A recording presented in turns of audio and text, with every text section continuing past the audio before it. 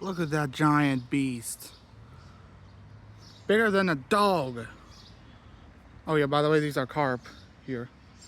And there's some like a long-nosed gar over there. You see a little bit closer.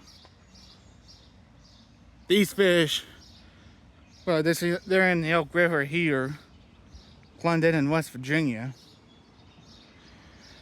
I'm calling this area Carp Valley. And this is a home where muskies are. Far back is a gar, long-nosed gar in West Virginia. There was some like over here. I'm just basically fishing. I think I got something on my line. Maybe. But yeah. Those are common carps right there. I may try my best to